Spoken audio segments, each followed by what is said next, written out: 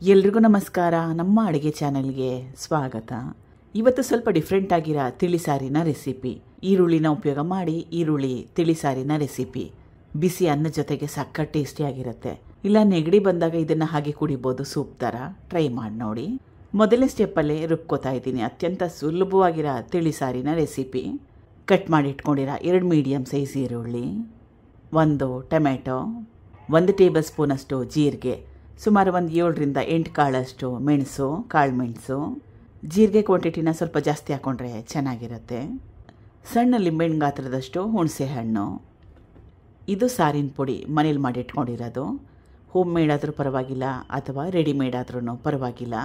ಸಣ್ಣ ಚಮಚದಲ್ಲಿ 1.5 ಚಮಚದಷ್ಟು. ರಸಂ ಪುಡಿ ಮನೇಲಿದ್ರೆ ಅದನ್ನು ಕೂಡ ಉಪಯೋಗ ಮಾಡ್ಬೋದು. ಅದು ಇಲ್ಲ ಅಂದರೆ ಅಚ್ಕಾರದ ಪುಡಿ, ಧನಿಯಾ ಪುಡಿನ ಉಪಯೋಗ ಮಾಡಿ. 1 ಟೇಬಲ್ ಸ್ಪೂನಷ್ಟು ಬೆಲ್ಲ, ಅರ್ಧ ಕಪ್ಪಷ್ಟು ನೀರು.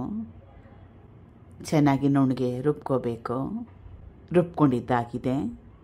ಬಾಣಲೆ ಇಟ್ಕೊಂಡಿದ್ದೀನಿ. 1 ಟೇಬಲ್ ಸ್ಪೂನಷ್ಟು ಎಣ್ಣೆ ಅಥವಾ ತುಪ್ಪ ಉಪಯೋಗ ಮಾಡಿ, ಜಾಸ್ತಿ ರುಚಿಕರವಾಗಿರುತ್ತೆ.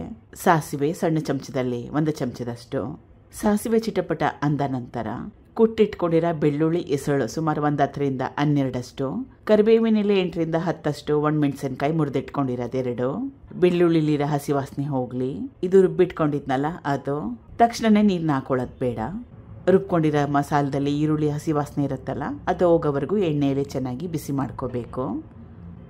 ಸುಮಾರು 3ರಿಂದ 4 ನಿಮಿಷ ಮೀಡಿಯಂ ಫ್ಲೇಮ್ನಲ್ಲಿ ಇಟ್ಕೊಂಡು ಗ್ಯಾಸ್ ಸ್ಟವ್ನ ಬೇಯಿಸ್ಕೊಂಡ್ರೆ ಸಾಕಾಗುತ್ತೆ.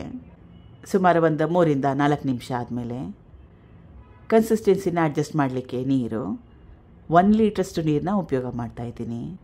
ರುಚಿಗೆ ತಕ್ಕಷ್ಟು ಉಪ್ಪನ್ನ ಹಾಕೊಂಡ್ಮೇಲೆ ಚೆನ್ನಾಗಿ ಕಲಿಸ್ಕೊಂಡು ಕುದಿಸ್ಕೋಬೇಕು. 5 ನಿಮಿಷ ಆದರೂ ಇದನ್ನು ಚೆನ್ನಾಗಿ ಕುದಿಸ್ಕೋಬೇಕು. ಈಗ ರುಚಿಕರವಾಗಿರೋ ಈರುಳ್ಳಿ ತಿಳಿಸಾರು ರೆಡಿಯಾಗಿದೆ. ಚೆನ್ನಾಗಿ ಕುದೀತಾ ಇದೆ. ಕೊತ್ತಂಬರಿ ಸೊಪ್ಪು ಸುಮಾರು 1 ಅರ್ಧ ಹಿಡಿಯಷ್ಟು. ಬಿಸಿ ಅನ್ನ, ತುಪ್ಪ, ಈ ತಿಳಿಸಾರು, ಈರುಳ್ಳಿ ತಿಳಿಸಾರು ಒಳ್ಳೆ ಕಾಂಬಿನೇಷನ್. ಟ್ರೈ ಮಾಡಿ ನೋಡಿ. ಅಥವಾ ಇದನ್ನು ಸೂಪ್ ಥರ ಕೂಡ ಕುಡಿಬೋದು. Thank you for watching. ಧನ್ಯವಾದಗಳು.